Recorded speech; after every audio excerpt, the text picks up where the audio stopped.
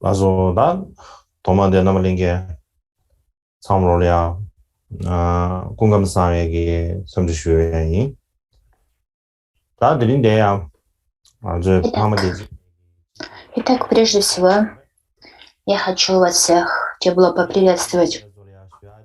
Сегодня девятый день наших зимних учений Ария Кшемы. И сегодня я хочу говорить о 17 стихе из биографического собрания стихов «Благие деяния» Микьё Доржи. В соответствии со структурным содержанием комментария на эти благие деяния, которые составил помощник Микьё Доржи по имени Сангья Палдруб, основная часть, как он практиковал пути трех типов индивидов, разделяется на три составляющие: путь индивида малых способностей, средних и высших способностей. Мы изучаем то, как практикует индивид высших способностей, что в свою очередь разделяется на намерение, зарождение бодхичитты и действия, созерцание двух типов бодхичитты. И созерцание двух типов бодхичитты разделяется на созерцание относительной бодхичитты и созерцание абсолютной бодхичитты. Что касается относительной бодхичитты, здесь у нас два раздела: обмен себя и других медитаций и принятие неблагоприятности как пути в постмедитации. Мы сейчас рассматриваем вторую часть, в которой 10 частей. И мы сейчас на 7-й принятие действий согласно благим побуждениям как пути, строфе 17. Что же говорится в 17 стихе? Чтобы обрести просветление для блага себя и других, необходимо оставить самоуничижение, разочарование, страх и усталость и взрастить необратимое усердие. Как могу я позволить себе практиковать лишь от случая к случаю? И это также я считаю одним из своих благих деяний. И перед тем, как я расскажу о смысле этой 17-й строфе, я хочу вернуться к тому, о чем я говорил в прошлый раз, о истории жизни Джитсуна Миларэпа. И когда я рассказывал об этом намдаре, об этой истории освобождения, я хочу рассказать еще немного, добавить еще деталей касательно этого.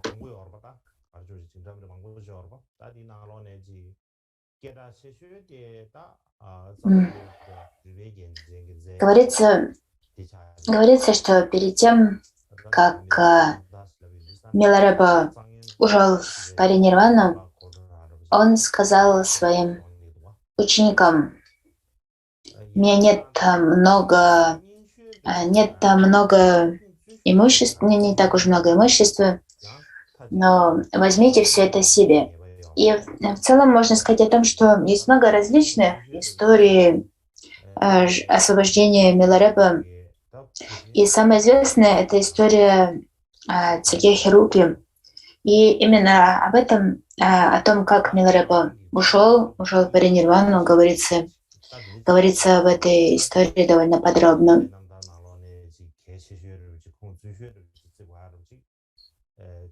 Однако, если мы хотим взглянуть на источники жизни Миларэпа, то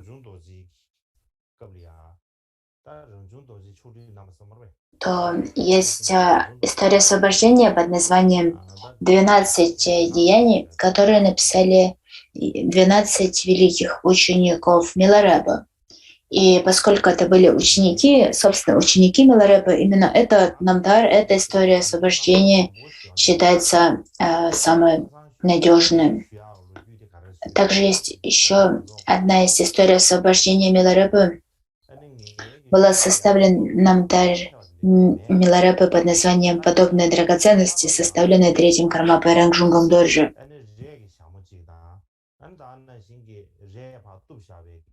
И так у нас есть много историй освобождения Миларэпа, и именно тот эпизод — это то, что произошло перед его смертью, перед тем, как он ушел в нирвану. Говорится, что одно из последних, что сказал Миларепа, было следующее. У меня не так уж много имущества, возьмите все, что у меня есть себе.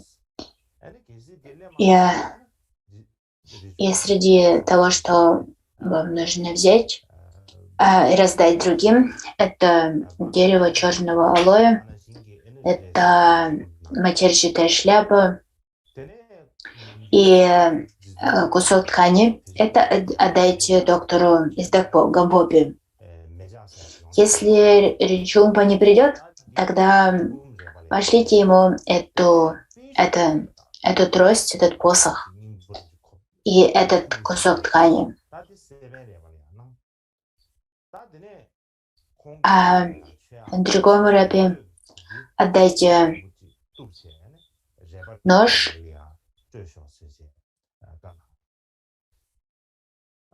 и кресало для высечения огня. Отдайте это другому рабе. И также у него была такая старая шапка пандита ученого. Он попросил отдать ее Себену рабе. И еще один кусок материи он сказал разделить на части и отдать каждому из своих учеников. Он сказал, в этом нет ничего ценного, однако в этих вещах содержится ситхи.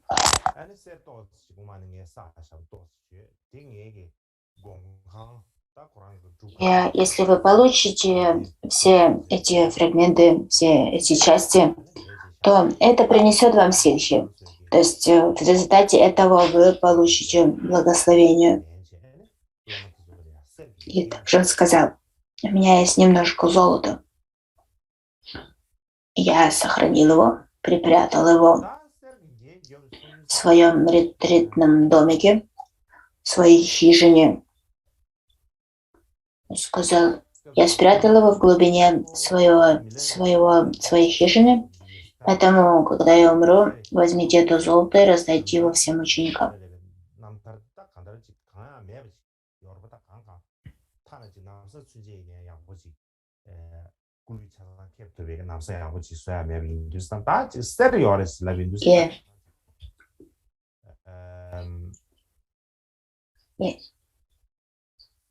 И когда другие слышали об этом, они сказали, у Миларепы, наверное, много золота.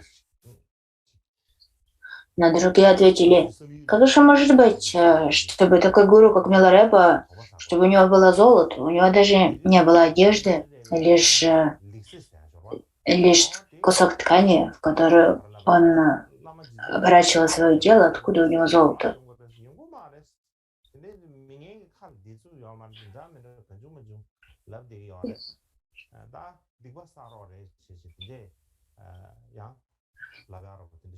И поэтому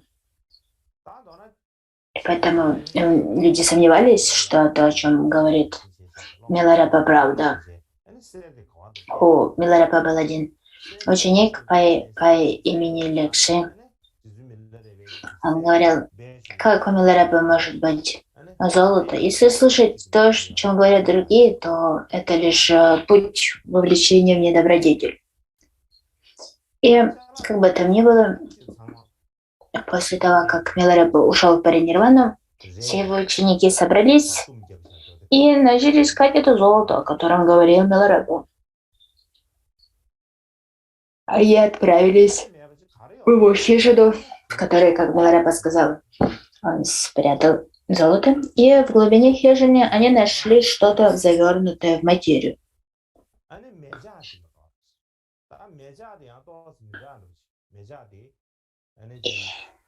Они развернули это что-то, и там не было никакого золота. А что ж там было? Там было 3 кусочка сладостей.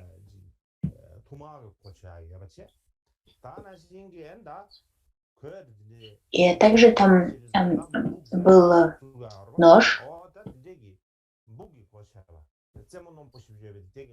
Нож, сделанный из кремня.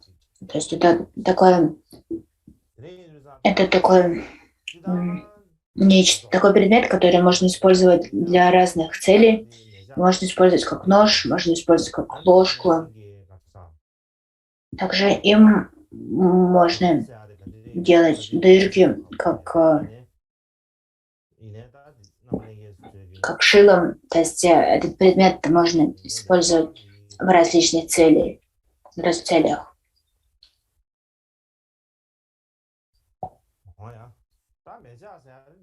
Этот предмет меча, это вот когда как выглядит этот нож, который используют кочевники в Тибете. И внизу вы видите изображение этих сладостей, сделанных из тростникового сахара.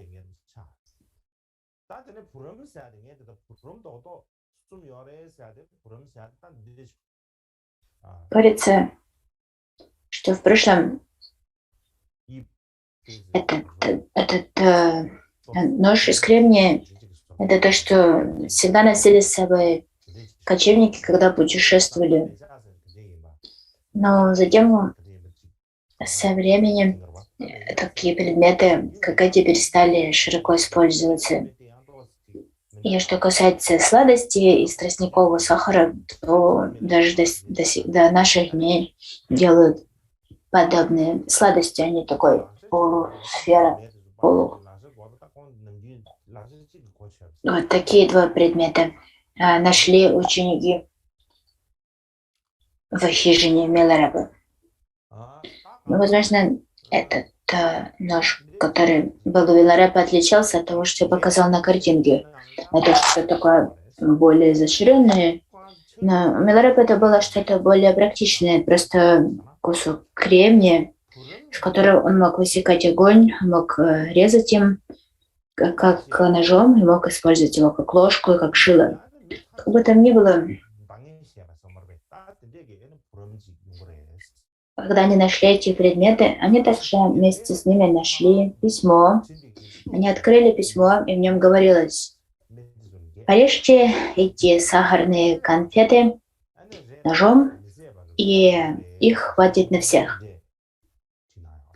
Раздайте их всем людям, и их хватит на всех. И эта материя, в которую была завернута те конфеты и нож, разрежьте ее на кусочки и раздайте людям. Она не исчерпается до того, как будут люди, кому она будет нужна. Многие, возможно, были люди, которые говорили, что у меня у Миларепы было золото. То, что касается этих людей, то просто дайте им в качестве пищи какое-то говно. И это то, что он сказал. Это было такое очень ироничное, смешное письмо. Поэтому, хотя Миларепа умер, и все его ученики были опечалены, когда они прочли это письмо, они все начали смеяться и утешились. И затем они сделали именно так, как Миларепа сказал. Когда они закончили все ритуалы в связи с его кончиной, они начали делить эти конфеты из тростникового сахара и эту ткань. И это действительно то, что они увидели, это чудо. Они взяли одну конфету, разделили ее на две части ножом. И когда мы делим что-то на две части, то части должны быть меньше, чем изначальное целое. Однако в этом случае, когда они разделили эту конфету на две части, то эти части не были меньше, они просто были такого же размера, как изначальная конфета. И затем они разделили эти две на 4, и 4 также были такого же размера, как изначальная конфета. 4 же они разделили на 16, 16 разделили на 32. То есть они никогда не уменьшались. То есть все равно, что они их делили, они все еще оставались такого же размера, как изначальная конфета. И то же самое произошло и с этим куском материи. Когда они разрезали эту материю пополам, то она не стала в 2 раза меньше. Эти части оставались такого же размера, как и изначальный полный кусок. И затем эти два они разделили на 4, 4 на 8, 8 на 16, 16 на 32, точно так же, как я объяснил, как они делили эту конфету из, тростникового сахара. Эта ткань никак не уменьшалась, и в результате все собравшиеся могли получить кусок тростниковой, такой кусок тростниковой конфеты и кусок ткани. 진짜 근데 나을 길이 비로 나을 봐 키지 애는 나을 봐 너무 뒤돌아 대체 И когда люди получили эти тростниковые конфеты, они сразу же начали их есть, поскольку они думали, о, в этих конфетах содержится большое благословение. Но с какой бы жадностью они их не ели, эти конфеты не уменьшались. И поэтому они наелись и взяли их домой, раздали их всем членам своей семьи, и те все наелись, и конфеты не уменьшились. Итак, говорится, что в том месте, в котором Миларапа ушел в паринирвану, это возле этого места есть две деревни под названием Дринг и Нянам. Говорится, что на протяжении года все ели эти конфеты из тростникового сахара, и эти конфеты так никогда и не исчерпались. И поэтому люди говорили, что они никогда не видели ничего более удивительного, чем эти конфеты из тростникового сахара, которые им завещал Миларапа. И кроме того, происходило очень много других чудесных событий. К примеру, в первую годовщину смерти Миларапа в небе над местом, в котором его останки были кремированы, все небо, все пространство заполнилось чудесными мелодиями, и пошел дождь из цветов. И это было пустое, удаленное место, и прямо в нем в небе слышалась музыка, и с неба сыпались цветы. И говорится, что дети в долине, они бегали и ловили эти цветы, которые падали с неба. Они толкались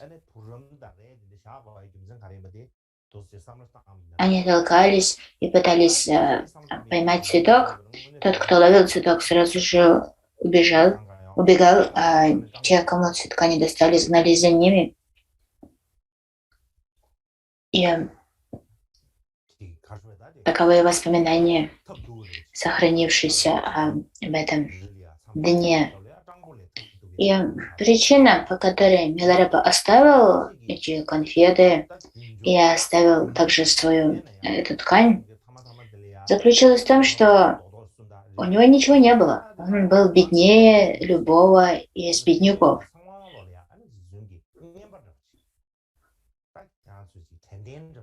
Он был беднейшим из всех. Говорится, что когда Миларапа пребывал в горных ретритах, у него не было вообще никакой собственности, никакого имущества, у него не было никакого золота, не было ничего, что имеют обычные люди.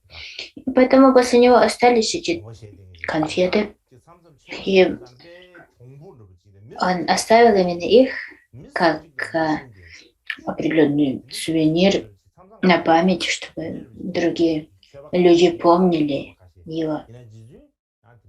И это свидетельствует о том, что Миларапа был на самом деле очень добрым, он всегда думал о других людях. Иногда, когда мы думаем о горных йогинах, то кажется, что они такие недоступные, суровые. Но Миларепа был не таким. Миларепа был очень мягким и добрым и всегда заботился о других.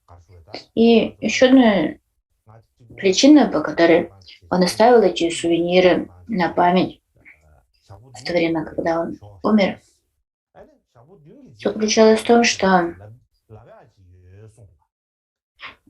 согласно старым историям освобождения, он сказал: после того, как я умру, на протяжении 7 дней оставьте меня одного, не прикасайтесь к моему телу, оставьте его на 7 дней. И через 7 дней я вам кое-что скажу. И когда он сказал, через 7 дней я вам что-то скажу, на это ученики ответили, что они сделают так, точно так, как он сказал. Они не позволяли никому беспокоить Миларепу, не пускали к нему никаких людей. Однако на пятый день они не могли больше сдерживать людей. Все хотели знать, что происходит. Все начали настаивать: мы хотим пойти посмотреть, что происходит. Но ученики говорили: это указание Миларепы не беспокоить его на протяжении 7 дней.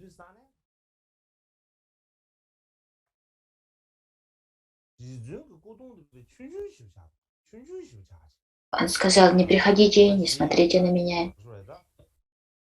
И так наступил 6-й день, и они просто не могли больше ждать. Они просто разъедало любопытство. И они все-таки пошли посмотреть. И когда они пришли, они увидели, что тело Миларепы уменьшилось. Оно стало очень маленьким.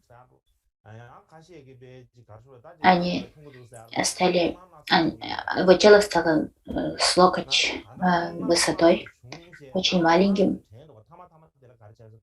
И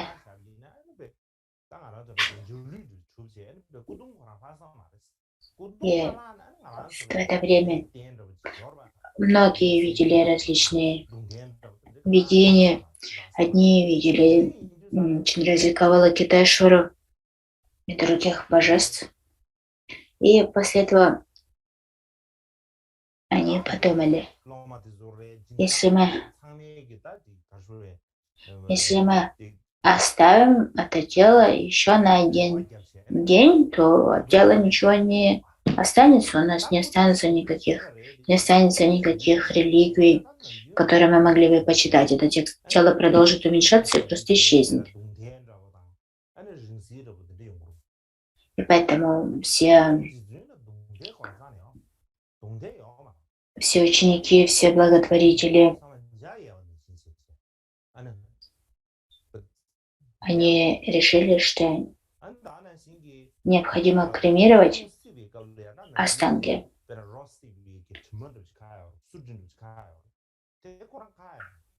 Потому что обычно, когда кремируют тело, остаются реликвии. Но в этом случае они не увидели никаких реликвий. Все, что они увидели, это радуги в небе.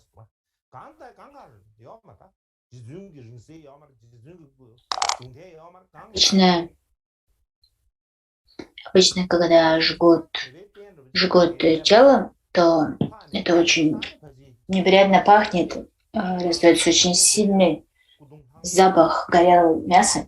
Однако, когда кремировали тело Миларепы, не было никакого запаха, все просто превратилось в радугу, и ничего не осталось. В некоторых историях Миларепы говорится, что реликвии были, но их забрали дагини. Однако в этих старых историях говорится, что там просто не было никаких реликвий. Все просто превратилось в радужный свет.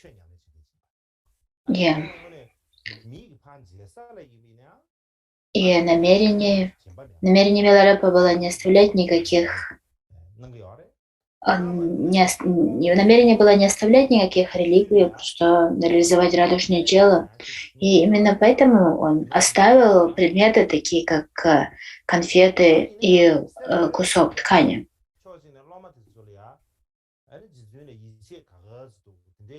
У него не было никакой привязанности к материальным вещам. И именно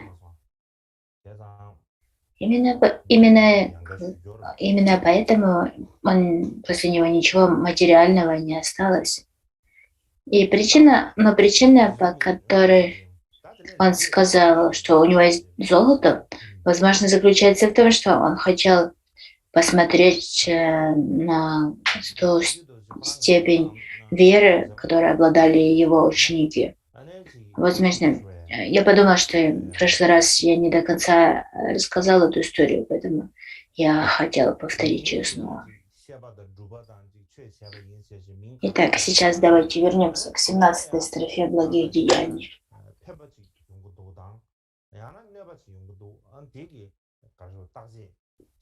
То, как Микки-доржи осуществлял свою активность, просветленную активность, то, как он делал различные вещи.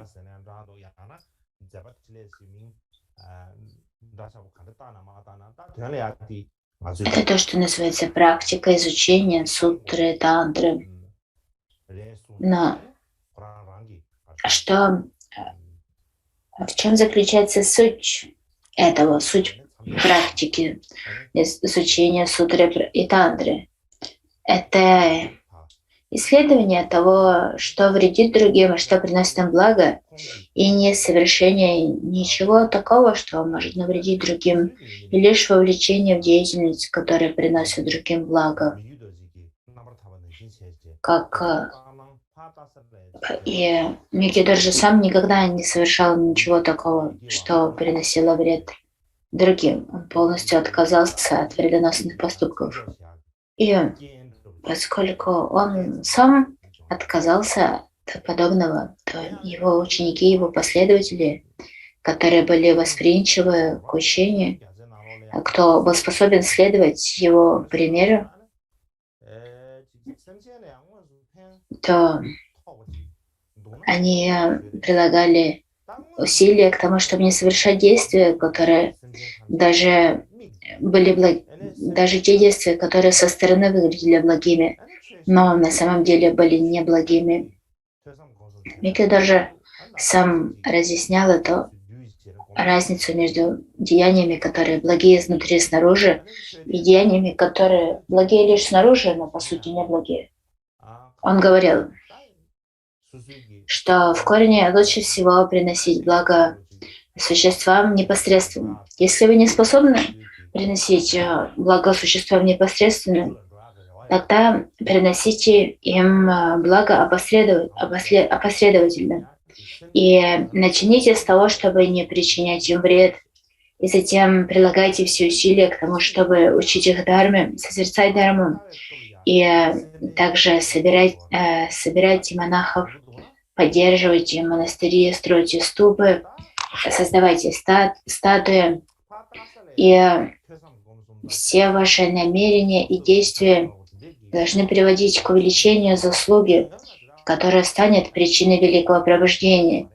Если у вас нет намерения принести благо существам, или если вы на самом деле совершаете деяния, которые приносят им вред, все ваше слушание, размышление и медитация, и все то, что будет со стороны казаться как накопление заслуги, на самом деле не будет причиной для обретения просветления. Это лишь принесет достижение какой-то обычной мирской заслуги, обычной мирской удачи. Поэтому на самом деле все это будет весьма бессмысленно, и такие поступки необходимо оставить.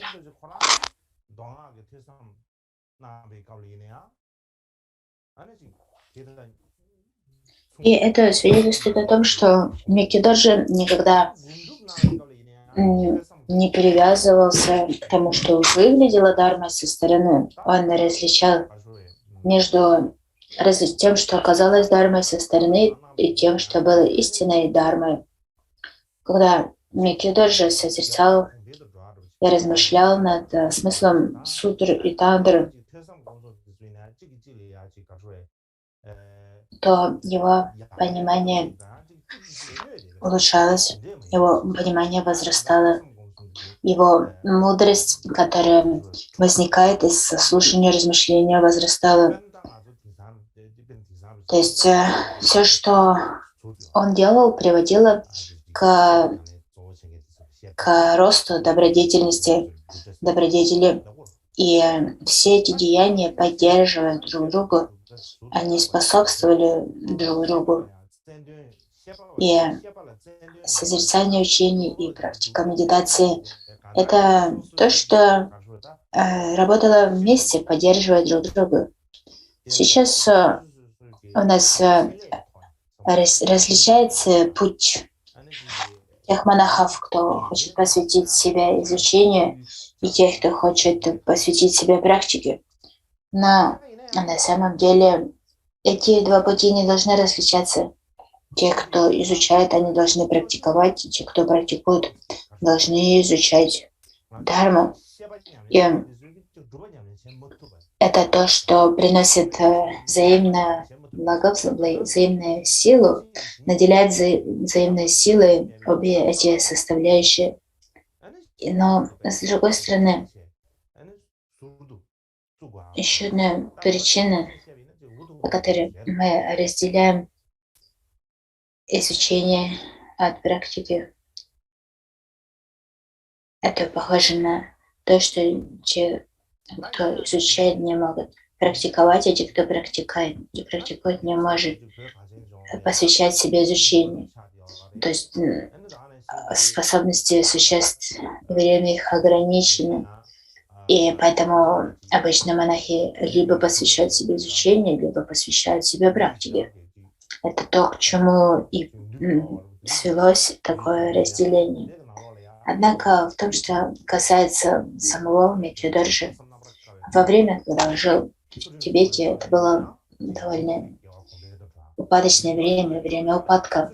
И говорится, что существа того времени не обладали высокими интеллектуальными способностями, и они были необузданными, и было трудно смирить. И поэтому его практика в такое время, она имела особый смысл. Примером, когда Микки-доржи практиковал щедрость, то и практика щедрости усиливала его практику дисциплины, а практика дисциплины усиливала практику щедрости и так далее. То есть все, что он делал, она поддерживала друг друга и приводила к усилению и росту всех практик, всех составляющих. Когда он практиковал обеты, то он держал обеты в чистоте, а также он даровал много учений, много устных передач, посвящений. И все эти благие деяния, они лишь приводили к усилению всех других составляющих. Ни одна из них не уменьшалась. И он никогда не уставал от такой деятельности. Никогда от него никто не слышал, что он говорил: «О, я не могу сегодня сделать то либо другое». Он никогда не разочаровывался и никогда не сомневался в своих умственных силах и в своих физических силах. Он всегда говорил: «Я могу сделать». Он всегда относился к этому с большим воодушевлением. И когда он вовлекался во все эти активности, он перед ним возникало много различных трудностей, и у него было терпение для того, чтобы относиться ко всему с большим терпением. Также у него было совершенство равностности. Именно с равностью он был способен относиться ко всему. И его посвящения были обширны. Он посвящал заслугу на благо существ. И посвящение его заслуги было свободно от любой концептуализации. Говорится, что все, что он делал, сидел ли он, ходил, лежал, то во всей этой активности он никогда не разлучался с бодхичиттой намерением и применением. Все, что он делал на протяжении своей жизни, все это делал, он это делал для блага существ и для блага учений. Именно такой пример он приводил другим. И также говорится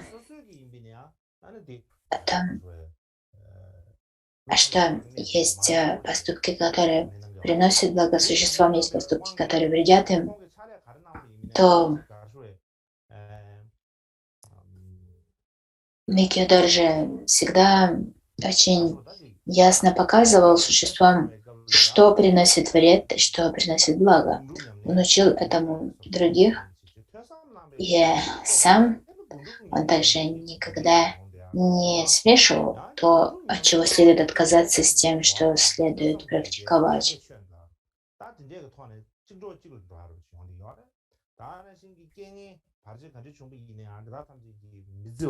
Примером, когда он вовлекался в активное слушание и размышление, то благодаря этому его сила медитации возрастала. Когда он занимался медитацией, благодаря этому возрастала сила его изучения и размышления. И поэтому его составляющие его активности дополняли и поддерживали друг друга. И все они приносили благо другим.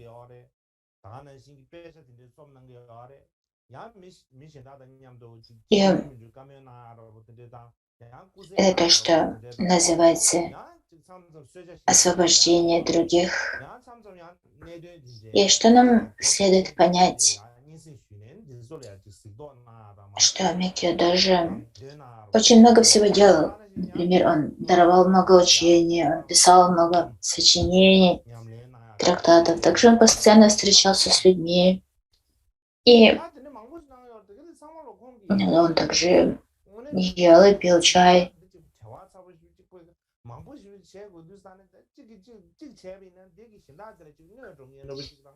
И он также вовлекался и в обычные активность с обычными людьми. Смеялся, шутил, к примеру, и так далее. И кроме этого у него оставалось время на собственную практику. Когда мы смотрим на то, каков был его день, то он был очень занят. Он делал столько всего, и он успевал делать все это.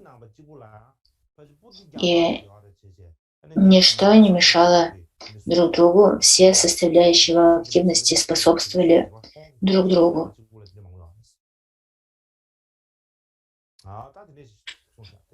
И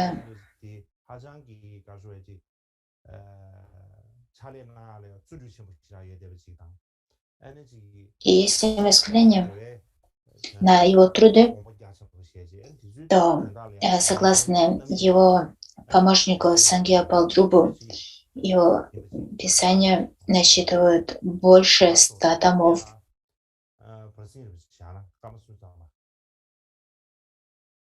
Кроме того, он был очень усердным во всем, что он делал, и его активность для благосуществования была очень обширна и стремился к их благу день и ночь. И сейчас давайте прервемся на 30 минут.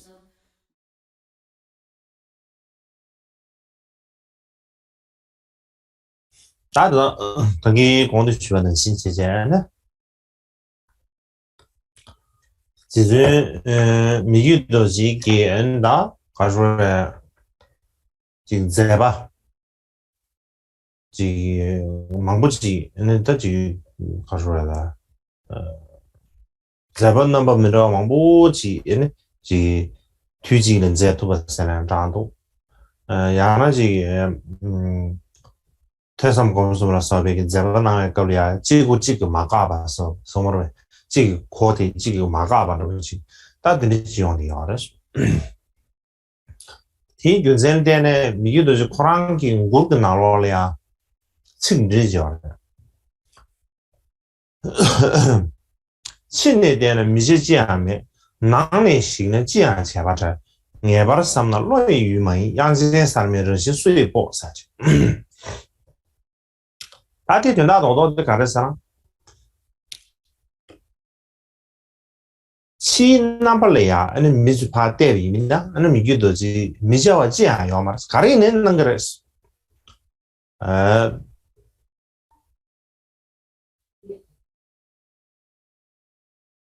낭의 신에서 따이는 낭도 오마들이야 아니 낭도리야 삼치 넘버 3 이바 에너지 낭기 투기 공부도 가려야 될이야 아니 삼담이 이미는 지아 제발 쳤어 근데 내게 지금 넘버도 가면 진짜지기 투공시에 이미 인지사네 아니 자제다 대화지 진짜지기 딱 공부하는 라도 진짜지기 냠샤가 아니야 내려왔어 예버 삼나로 유마이스 다 된다발라 삼담이나 미규도 제바 남다데 요이 로이 유린데바스는 다도 야나지 3주일인데바 진짜지기 땅원사 첨부시 샤데요래 근데 인도산에 양진 사람의 러시 수입보스 양진 사람 사람이 미규도 지금 생각 남자지 봐 미규도 지내야 생각 남자 뭐지요래 양진 삼보세하다 미규 삼보세하다 다들이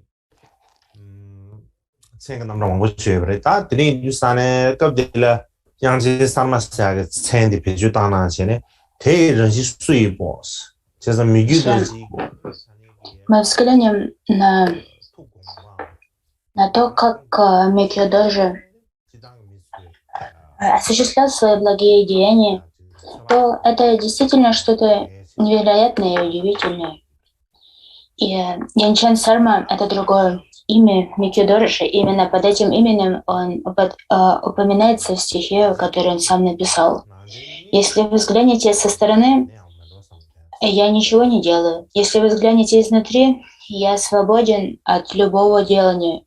Если вы задумаетесь об этом, то моя активность не является объектом для ума. Кто может осознать природу Янчан Сарма? И в этом стихе Микёдожи говорит о том, что его деятельность, его активность не могут понять обычные люди. Следующее, о чем я хочу говорить, я хочу рассказать о основной сути этого 17-го благого деяния.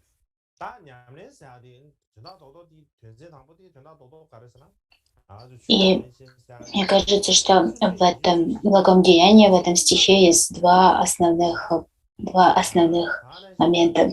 Первое — это то, что наша практика — это 24-часовая работа в 24 часа в сутки. И второе — это то, что нам следует в своей практике сочетать различные способы практики. Итак, первая практика — это 24-часовая работа. Когда мы говорим о практике, то самое главное — это то, что практика дарма — это активность, которую мы осуществляем 24 часа в сутки, как днем, так и ночью. И все это время нам необходимо применять внимательность, осознанность. И как же нам следует понимать то, что мы называем практикой дармы? Практика, если мы попытаемся понять это, то это система тренировки ума, э, способ создания новой привычки для своего ума. Когда мы практикуем, что же мы практикуем, как мы практикуем, это изменение своих деяний тела и ума, и тренировка ума. Нам необходимо изменить свой ум, необходимо подправить его, исправить его. И именно в этом заключается тренировка ума. Это когда мы привыкаем к чему-то и создаем новую привычку. Для того, чтобы создать новые привычки, необходимо упражняться снова и снова, постоянно, и повторяя что-то снова и снова, мы можем создать новую привычку. И лишь таким образом мы можем измениться.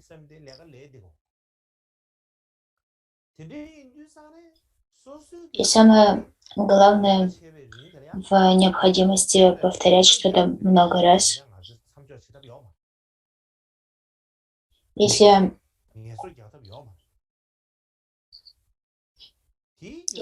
мы хотим изменить свой ум, нам необходимо проверять его 365 дней в году, 24 часа в сутки, непрерывно. Поскольку наш ум никогда не останавливается, наш ум постоянно работает. И именно поэтому, пока наш ум работает,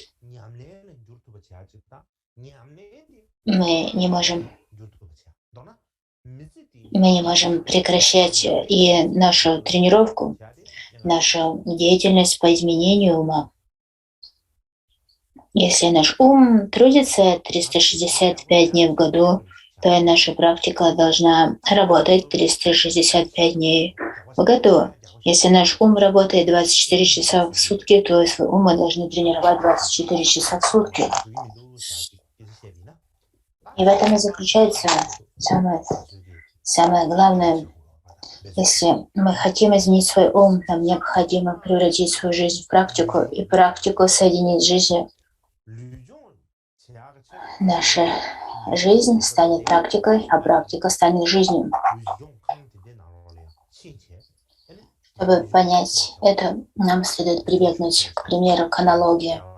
К примеру, если у нас избыточный вес, и доктор говорит нам, вам необходимо сбросить вес. Чтобы сбросить вес, необходимо прилагать усилия для того, чтобы сбросить вес. Для этого нам необходимо тренировать свое тело. К примеру, необходимо идти туда, где можно тренировать тело. Например, тренировочный зал. Необходимо делать различные упражнения. И к этим упражнениям необходимо прилагать усилия.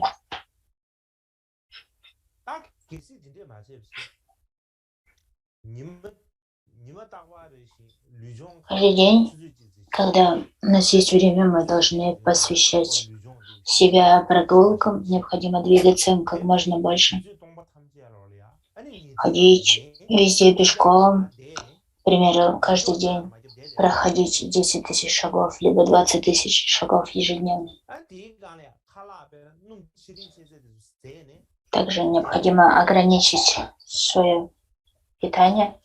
Нельзя есть все, что угодно. Необходимо питаться избирательно. Если мы не будем этого делать, то ничего не получится. К примеру, если мы лишь 1 час в день мы посвятим тренировке, а остальные 23 часа мы будем сидеть на стуле и не двигаться, то это ничего не изменит. Все также, кроме этого, мы будем есть очень жирную пищу, то это большое усилие, которое мы прилагаем на протяжении 1 часа, оно ничего не изменит, оно не приведет к похудению. И практика работает подобным образом. Если мы думаем, что практика — это просидеть час на подушке для медитации, и этого достаточно, то этого недостаточно. Некоторые из нас не могут высидеть и часа. Так представим, что мы можем просидеть час, но только мы встаем с места для медитации, мы совершенно забываем о практике. Похоже на то, как мы читаем книгу, захлопываем ее и больше о ней не вспоминаем, то такая практика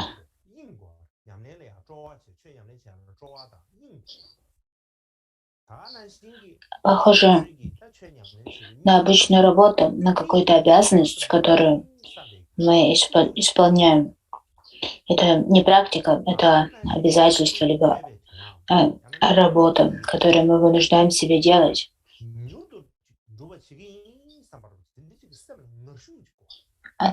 Однако наша практика должна охватывать все наше естество, наше тело, речь и ум.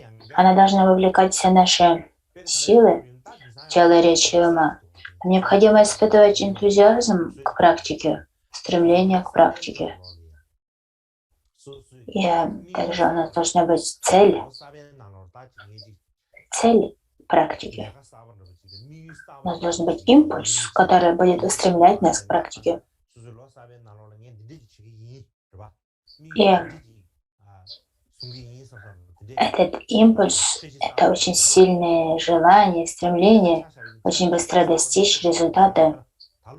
Я приведу еще один пример. В наши дни существует традиция.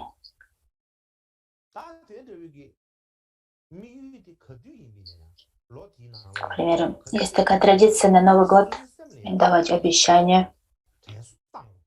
К примеру, в этот год, который начинается, я сделаю то-то и то-то. Я совершу то либо другое. И таким образом в новогоднюю ночь мы рождаем в себе устремление, делаем план на будущее, составляем план на год, который начинается.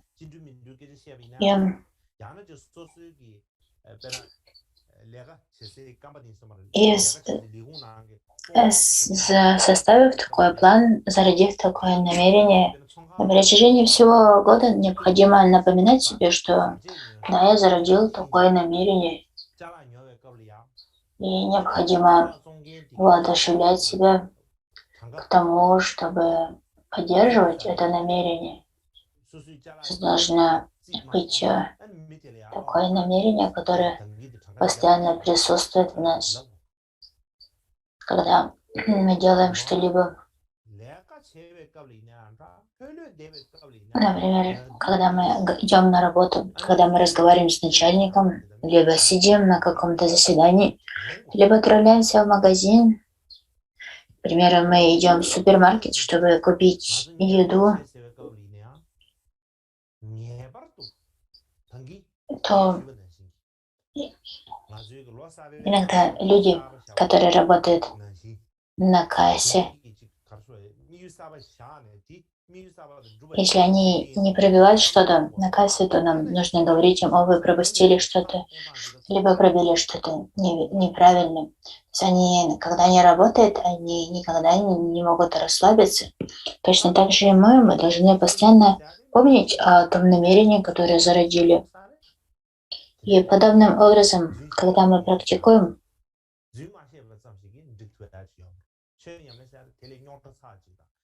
нам необходимо постоянно поддерживать это устремление и намерение, точно так же, как на протяжении всего года нам необходимо поддерживать то намерение, которое мы зародили в новогоднюю ночь. Это такого рода чувство, что у меня есть решимость сделать что-то. И эта решимость — это устремление к цели. Практика дharмы не так проста. Если мы зародим в себе устремление, к примеру, мы пообещаем, я не буду лгать, то это не так просто. Однако практика дharмы еще более сложная. По этой причине, когда мы практикуем дharму, нам необходимо все три составляющих слушания, размышления и медитации во всей полноте. Также не нужно разделять их, они должны быть соединены, объединены друг с другом. И самое главное, как я уже говорил, когда мы практикуем, то сам практик, тот, кто осуществляет практику, обладает особым способом мышления, основным отношением и чувством.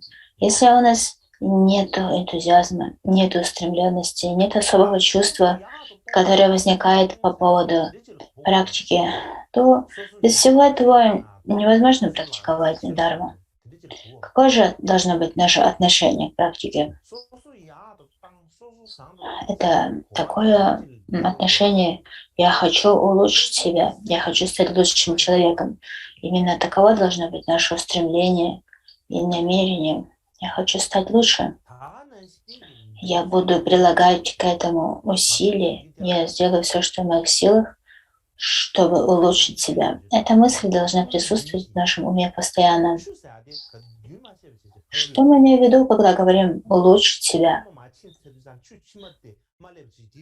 Улучшить свои знания, улучшить свои умения. Нет, это не это мы имеем в виду. Улучшить себя означает сделать свой ум ближе к дharме, привести свой ум ближе к дharме. И для этого нам необходимо практиковать постоянно.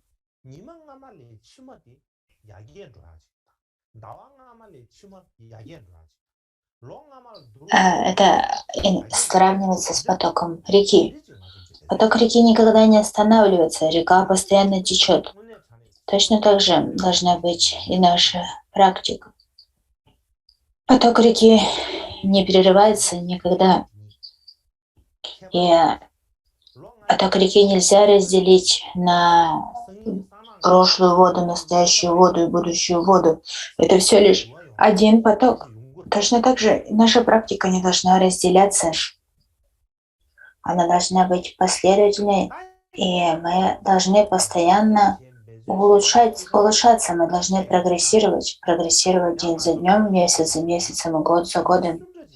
Если мы способны сделать это, тогда мы сможем стать лучше, чем были ранее. Человек прошлой недели будет совсем отличаться от человека этой недели. И человек будущей недели будет отличаться от того, кем мы являемся сейчас. Происходит это изменение.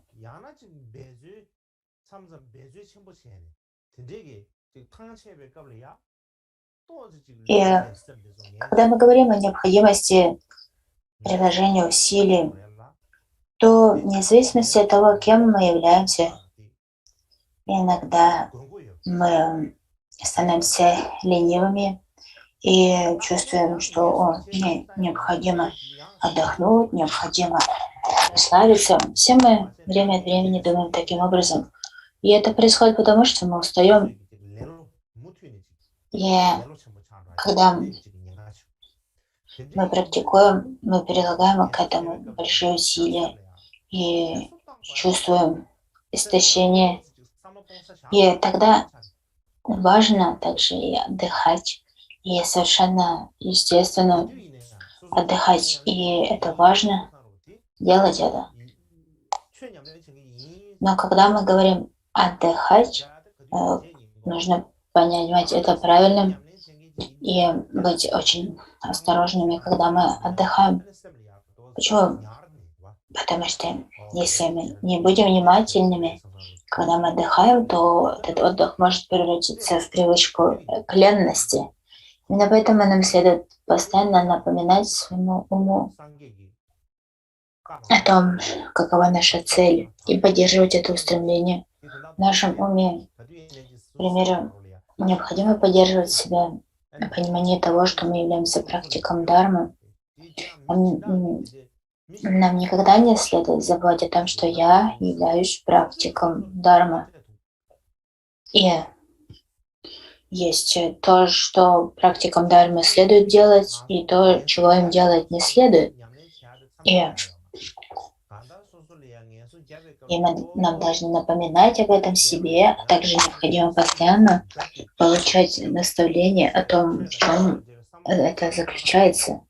И нам необходимо поддерживать памятование, внимательность и осознанность. Это похоже на наблюдателя, либо охранника, который постоянно стоит на страже нашего тела, речи и ума и постоянно проверяет, во что они вовлечены. Мы должны следить за самим собой, и даже когда мы отдыхаем, мы не можем забыть о практике таким образом. То есть, что имеется в виду под отдыхом, мы немного расслабляемся, но при этом мы не забываем о памятовании, внимательности. Если, когда мы расслабляемся, мы совершенно забываем о Дharме, то это неправильный способ расслабления. Если мы взглянем на историю освобождения мастеров прошлого, то мы увидим, что днем они практиковали, но также и ночью они продолжали практиковать. Они были способны делать это. И состояние сновидения разделялось на благое и неблагое. И поэтому, даже когда они спали, они поддерживали благое, добродетельное состояние ума, и их практика поддерживалась даже ночью во время сновидения. И именно это и означает быть практиком Дharмы. Кто-то должен постоянно следить за нами, как охранник. И это то, что говорится, что я должен принимать ответственность за свои поступки. Я должен быть ответственным за то, что я делаю. И именно в этом и заключается ответственность человека. Это называется человек, который является ответственным. Ответственным за что? Ответственным за практику Дharмы.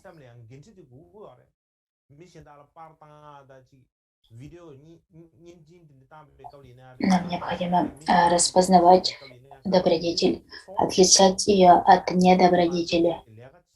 И также распознавать стремление к собственному благу и отличать это стремление от стремления к благу других.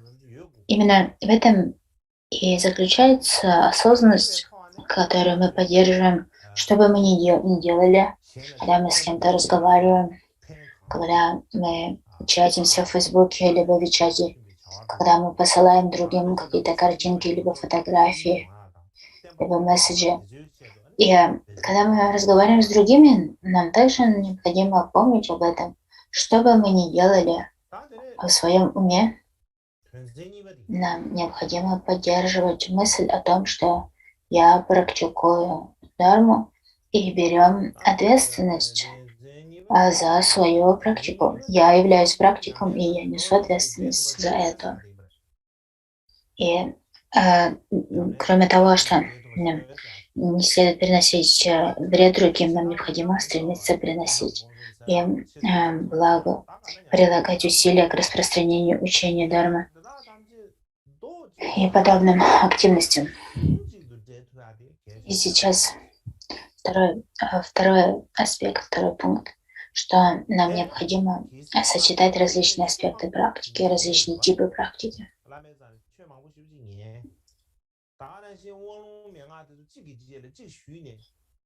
И нам необходимо сочетать различные типы практики. Конечно, существует очень много разных способов практиковать. Слушание, размышление, медитация, изучение учений, дискутирование по поводу учений. Все эти способы должны сочетаться, они должны дополнять друг друга.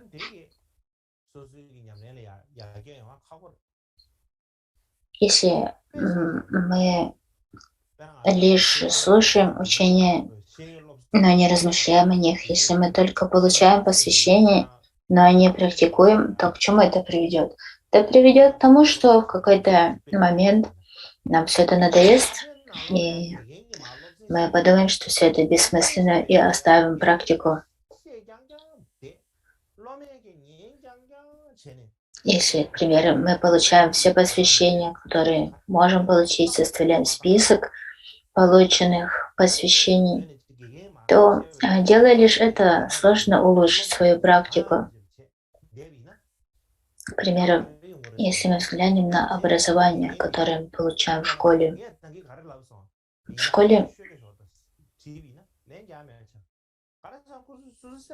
как получается школьное образование? Если учитель учит, как Панамар, лишь говорит, а ученик при этом только слушает и вообще не думает о том, что он слышит, никогда не размышляет о смысле тех слов, которые он слушает, и никак не пытается понять то, о чем говорит учитель, то если такой учитель спросит ученика: повтори то, что я только что сказал, то такой ученик не сможет это повторить. Почему? Потому что они не думали о смысле сказанного. Слова, как звуки, заходили в их уши и заходили в одно ухо, выходили через другое. Они нигде не задерживались. Это просто звук, который они слышали, но этот звук, он не преобразовывался в смысл.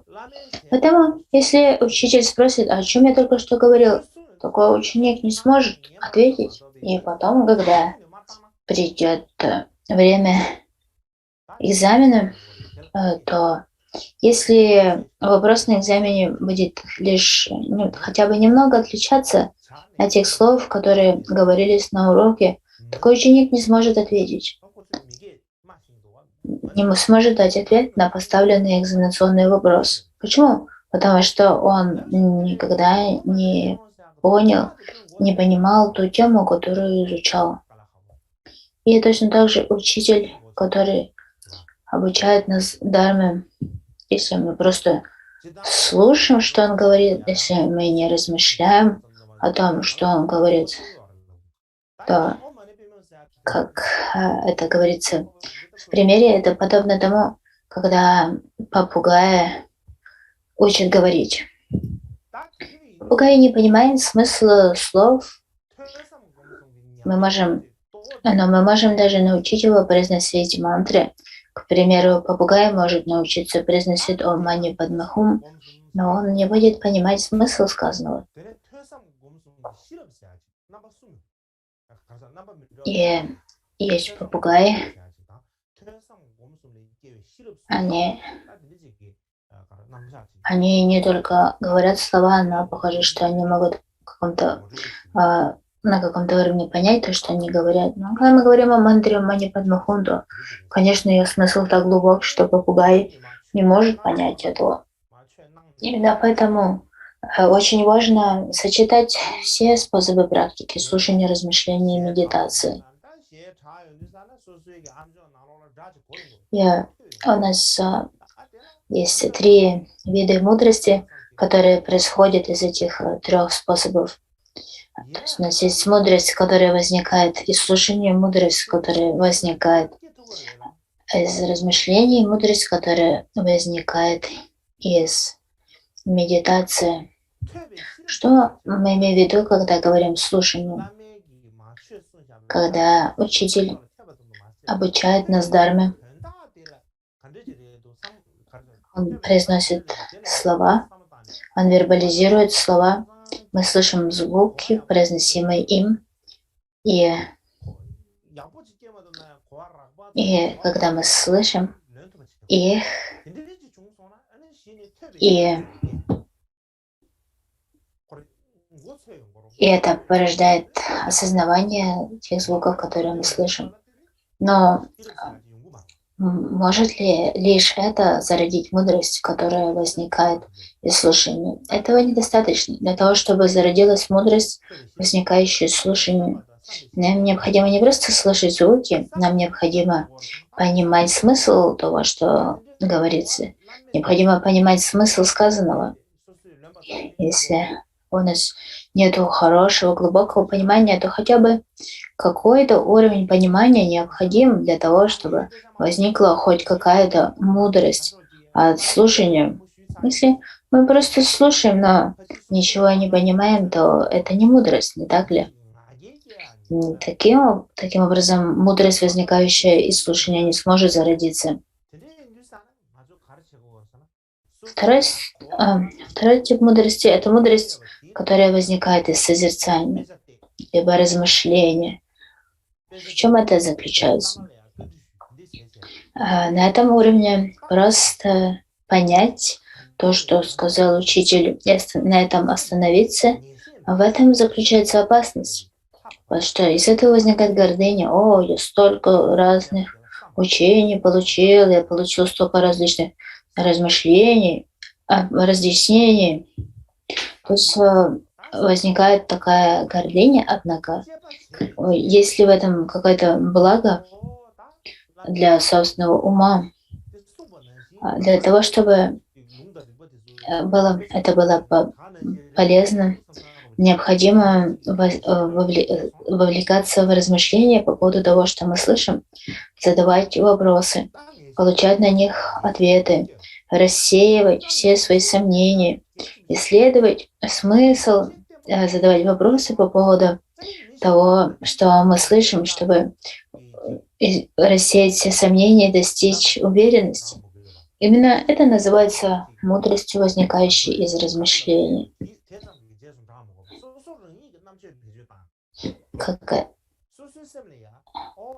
примеру, если мы подходим к слушанию таким образом, тогда мы видим что-то написанное в тексте. Мы можем сравнить это с тем, что мы получили от учителя, и прийти к выводу, что это именно то, о чем говорил учитель, и мы будем обладать уверенностью в этом. Именно таким образом мы обретаем уверенность, мы не будем исследовать за чем-либо, за любым мнением в обществе. Будем полагаться на собственную разумность и собственное осознанное мнение. И если мы будем практиковать таким образом, мы сможем обрести качества, которые возникают от размышления. Однако лишь размышление, и это размышление должно привести к уверенности. Эта уверенность должна быть стопроцентной. Если мы не будем размышлять по поводу услышанного, то такая уверенность никогда не будет обретена. И лишь уверенность свидетельствует о том, что мудрость, возникающая из созерцания, зародилась.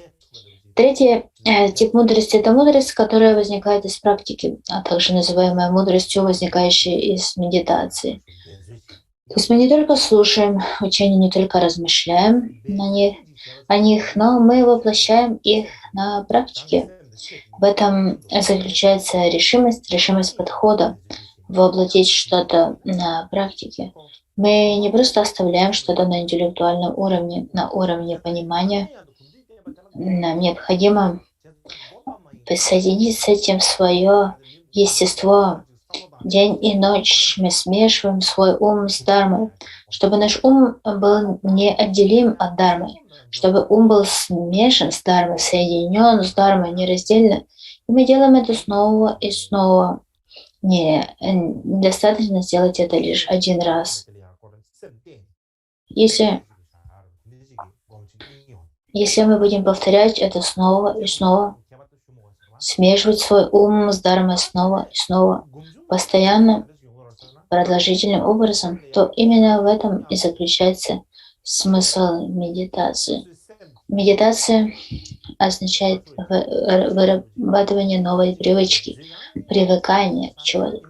У нас есть два типа медитации: аналитическая медитация и медитация пребывания. И в аналитической медитации мы направляем свой ум на какой-то предмет для размышления. А медитация пребывания — это когда объект для такой медитации не является предметом размышления, созерцания. Это какой-то другой объект, в зависимости от типа нашей медитации. Однако сегодня я не хочу углубляться в этот вопрос. Главный смысл практики заключается в том, чтобы наш ум стал неразделен с тем, что мы называем дармой. Если мы будем делать это снова и снова, то в один день ум и дарма станут нераздельными, станут неразделимыми. И именно это мы имеем в виду, когда говорим о мудрости, которая возникает из медитации.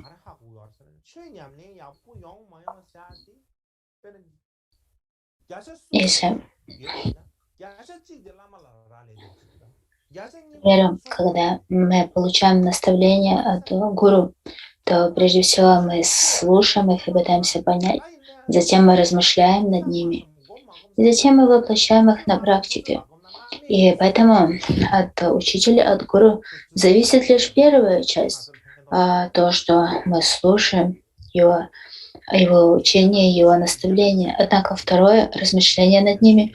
И третье — воплощение их на практике, медитации. Это те составляющие, которые зависят лишь от нас. Они не зависят от учителя. Таким образом, из трех частей лишь одна часть зависит от учителя, и 2/3 зависят от нас самих. И можем ли мы слышать наставления или нет, зависит от учителя, от гуру. Но созерцаем ли мы, размышляем ли мы над теми учениями, что получаем, и воплощаем ли мы их на практике, это зависит от нас самих. Если мы просто будем слушать наставления, но не размышлять над ними и не воплощать их на практике, то это будет бессмысленно, поскольку эти 2/3, они будут отсутствовать. И когда мы говорим о слушании, размышлении и медитации, то во многих ситуациях в нашей повседневной жизни, когда мы заняты различными видами активности, различными видами деятельности, нам необходимо выработать себе привычку. И изучение, размышления и медитация, они на самом деле присутствуют и в любой мирской деятельности. К примеру, как часто думают люди в Индии, когда кто-то слышит о такой стране, как Америка. Они думают: о, Америка — это очень развитая страна, это великая экономика.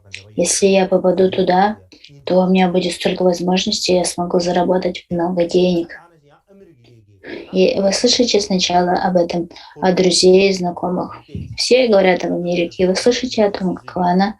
И это и есть активность слушания. И таким образом вы начинаете интересоваться этим. Вы задаетесь вопросом, какая она, это Америка. Вы чувствуете вдохновение по поводу этого, воодушевление, и начинаете читать книги о том, какая она Америка, смотрите видео на Ютубе об Америке. И таким образом, и также вы смотрите американские фильмы, к примеру, голливудские фильмы. И благодаря этому вы получаете определенное понимание того, чем является Америка. Но если вы читаете книги в Америке, смотрите фильмы об Америке, но при этом получаете ли вы непосредственный опыт того, чем Америка является. Для того, чтобы получить опыт того, чем является Америка, туда необходимо отправиться, там необходимо остаться, жить там, работать. И лишь тогда мы можем получить какой-то опыт касательно того, на что похожа Америка. И, и тогда мы сможем сравнить, является ли та Америка, которую мы слышали от других людей, и та Америка, опыт, который мы получаем сами, одно ли это и то же, либо различные. Есть много знакомых, которые провели много лет в Америке, но они не знают английского языка, они никогда не общаются с другими американцами, все в свое время они проводят дома, либо в дарма-центре. То есть они живут в Америке, но они ничего не знают об Америке. Если вы спросите их о том, какой является Америка, они ничего не смогут сказать об этом. Их тело физически пребывает в Америке, но у них нет никакого опыта того, чем является Америка. Для того, чтобы получить такой опыт, необходимо отправиться в общество, общаться с другими людьми. И лишь таким образом можно познакомиться и обрести практический опыт того, чем является Америка. В обратном случае, Америка — это просто идея, о которой мы слышим.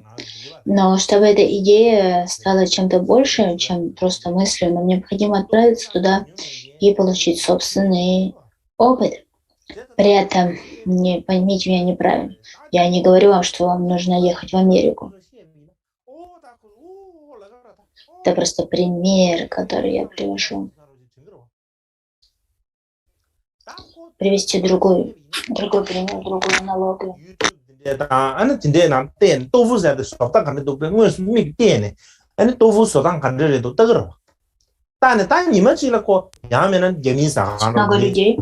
Есть много людей, которые никогда не ели соевый сыр, тофу. Многих людей на Западе никогда не пробовали тофу. Они могут знать в теории, что такое тофу, соевый сыр, но они никогда не пробовали его. Этот сыр кажется им чем-то странным. Если им станет любопытно, какого же тофу на вкус, если они купят тофу, либо, к примеру, пойдут в ресторан, например, в китайский ресторан, и попробуют там тофу,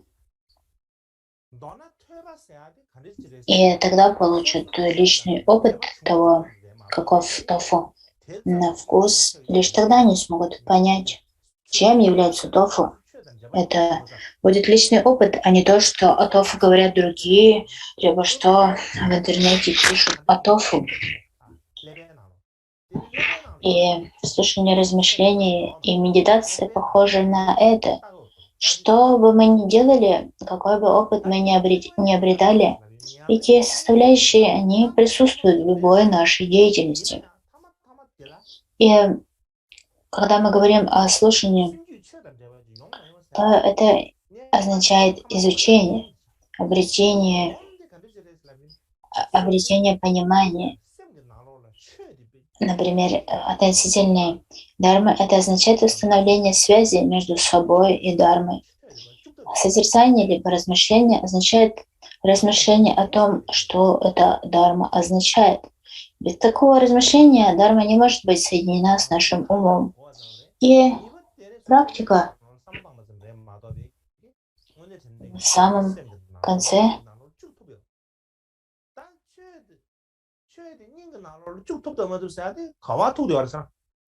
должна.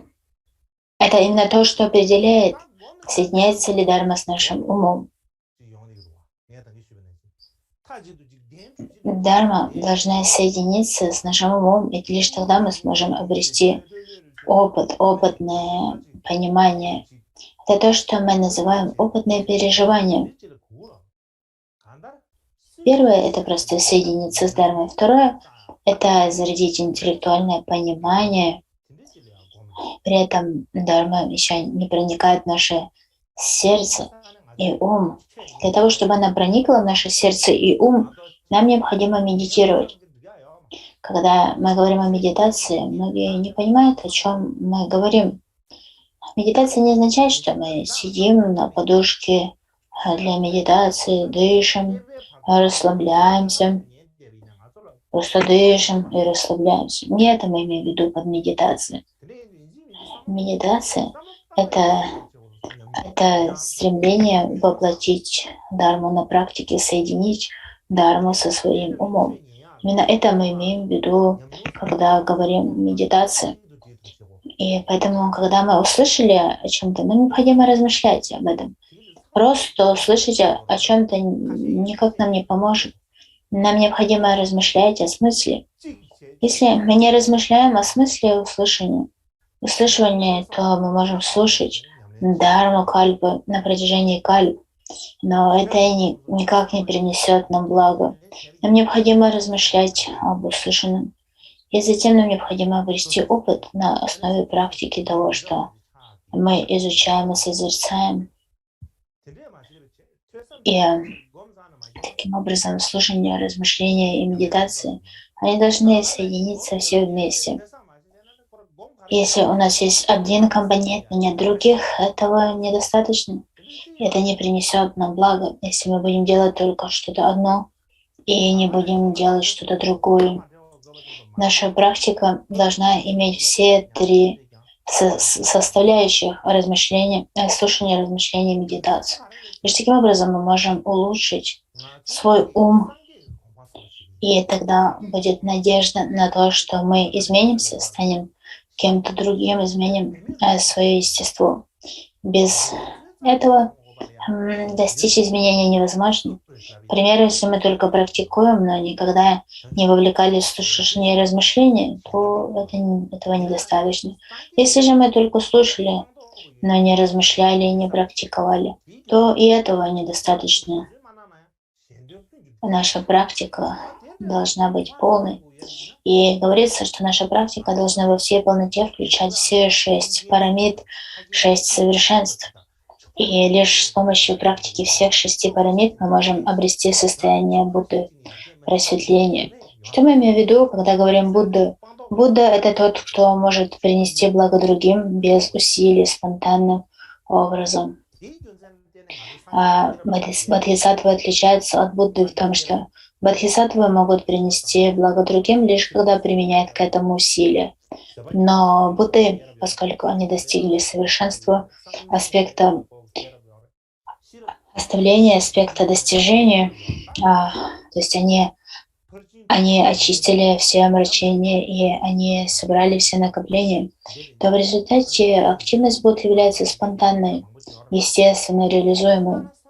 И Будда является совершенством того, что следует оставить, и то, что следует развить. У него есть все совершенные качества, и он способен от любых недостатков. Если мы взглянем на Джатаки, истории прошлых жизней Будды, то в этих историях говорится о различных жизнях Будды в качестве бодхисаттвы.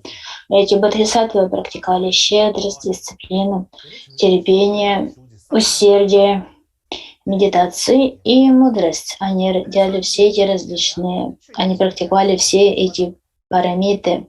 И это все Будда практиковал перед тем, как стал Буддой. И даже после того, как Будда достиг просветления, он также вовлекался в изучение, размышление и практику.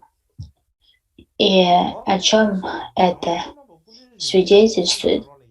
Это свидетельствует о том, что он отказался от своей царской жизни и стал обычным монахом, который жил за счет подаяния. Затем он практиковал медитацию и сел под деревом бодхи, чтобы достичь просветления. И когда различные существа причиняли ему вред, к примеру, его племянник Девадатта причинял ему много неприятностей, он практиковал терпение по отношению к нему. Когда мы взглянем на жизни карма, то мы видим, что они совершали различные деяния. К примеру, Микьюдоржи. Он прожил не такую уж долгую жизнь, всего было 48 лет, когда он умер. Многие из нас скоро будет 40, и когда мы думаем об этом, то как бы Микьюдоржи не прожил намного больше, чем то, сколько нам лет сейчас. И хотя жизнь Микки не была такой долгой, он на протяжении своей жизни совершил много удивительных поступков, удивительных деяний. И это не та жизнь, которая была безоблачной, это не была жизнь, которая была лишена любых препятствий и испытаний. Однако, когда мы изучаем его историю освобождения, и лишь когда мы смотрим на то, как он изучал Дharму, то нам кажется, что всю свою жизнь посвятил изучению Дharмы. Когда мы смотрим на все эти сочинения, которые он оставил, то похоже на то, что всю свою жизнь от рассвета до заката он сидел и сочинял различные трактаты. Кроме того, Микки также постоянно путешествовал. Он посетил очень отдаленные места. То похоже, что всю свою жизнь он путешествовал. То как же это возможно, что он одновременно смог реализовать столько различных деяний и совершал все это одновременно? И кроме этого, каждый день он встречался со множеством людей, даровал множество учений, множество посвящений. И об этом не говорится в историях освобождения, это мы можем лишь предположить. А история освобождения — это лишь общее изложение, в них не больше, чем 40-50 страниц. Но даже опираясь на это, мы можем увидеть, что его деяния были совершенно невообразимы. И все это он смог осуществить вопреки всем трудностям и препятствиям. Вопреки всему этому он смог принести такое большое благо учениям и существам. И вся эта деятельность основывалась на его чистых устремлениях, чистых намерениях. Он приносил себя в жертву ради учения существ. Он никогда не заботился о себе. Говорится, что он почти никогда не отдыхал, а продолжал осуществлять различные активности. И он не только учил Дharmu, но он изучал Дharmu, он созерцал и практиковал, и также совершал много различных просветленных деяний. Его деяния были безмерными. И это примеры, которым нам необходимо следовать. Как говорится в историях освобождения. История освобождения мастеров — это предмет практики для их последователей. То есть, когда мы изучаем историю освобождения, то это то, что нам необходимо воплощать на практике. Мы видим этот пример, что мастера отказались от любого блага для себя ради блага для других. И именно это то, что воодушевляет нас в историях освобождения. Нам необходимо смотреть на них с открытыми глазами, открытым умом. Нам необходимо стремиться открыть свой ум еще больше. И необходимо стремиться думать о том, как мы можем принести еще большее благо для существ и учений, как мы можем поступать еще лучше, чем мы поступаем сейчас. На самом деле, мы даже никогда толком не использовали свое тело, речь и ум для благоучения. Но поэтому нам прежде всего нужно подумать о том, как мы можем улучшить свою активность, все свои деяния, тело, речь и ума для блага существ. И И для того, чтобы не утратить эту доброту великих мастеров прошлого, чтобы эти усилия, которые они приложили ради нашего блага, они не были утеряны. И давайте на этом остановимся сегодня и посвятим заслугам.